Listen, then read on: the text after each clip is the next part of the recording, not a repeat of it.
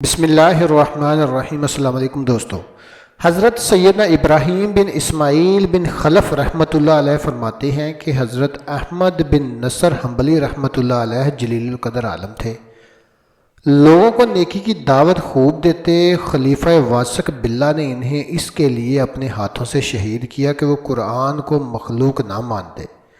خلیفہ واسق باللہ نے انہیں شہید کر دیا اور حکم دیا کہ ان کے سر کو بغداد کی گلیوں میں پھرایا جائے۔ چنانچہ ایسا ہی ہوا۔ اس کے بعد کچھ عرصہ آپ رحمۃ اللہ تعالیٰ علیہ کے مبارک سر کو بغداد کی مشرقی جانب اور کچھ عرصہ مغربی جانب لٹکایا گیا اور بقیہ جسم کو سولی پر لٹکائے رکھا۔ آپ شہید تو ہو گئے لیکن حق بات سے روگردانی نہ کی۔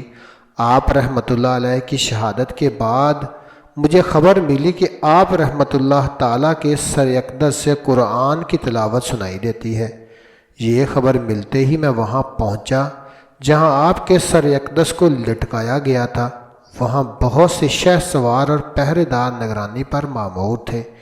رات کے آخری پہر جب سب سو گئے تو میں نے ان کے سر سے قرآن کریم کی یہ آیت سنی: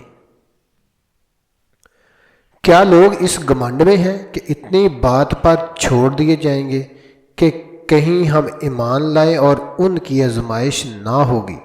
العنکبوت۔ یہ سن کر میرا جسم کانپنے لگا۔ چند دن بعد میں نے خواب دیکھا کہ آپ رحمۃ اللہ تعالیٰ علیہ کے جسم پر ریشم کا بہترین لباس اور سر پر تاج تھا۔ میں نے پوچھا، اللہ عز و جل نے آپ کے ساتھ کیا معاملہ فرمایا؟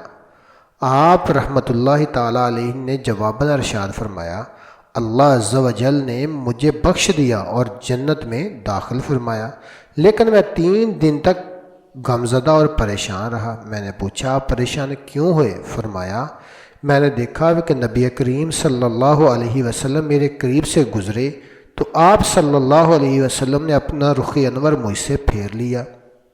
میں نے عرض کی، یا رسول اللہ صلی اللہ علیہ وسلم، کیا مجھے حق کی خاطر قتل نہ کیا گیا؟ حضور صلی اللہ علیہ وسلم نے ارشاد فرمایا، بے شک تو حق کی خاطر شہید ہوا، لیکن تجھے ایک ایسے شخص نے شہید کیا جو میرے اہل بیت سے ہے۔ میں نے حیا کی وجہ سے تجھ سے منہ پھیر لیا۔ احمد بن علی بن ثابت رحمۃ اللہ علیہ فرماتے ہیں، حضرت سیدنا احمد بن نصر حنبلی رحمۃ اللہ کا سر اقدس بغداد میں اور بقیہ جسم سرمنرائی میں 6 سال تک لٹکا رہا۔ 6 سال بعد جسم مبارک اور سر اقدس کو ایک ساتھ دفن کیا گیا۔ آپ رحمۃ اللہ تعالیٰ علیہ کا مزار اقصد بغداد شریف کی مغربی جانب واقع ہے۔ جزاکم اللہ خیر۔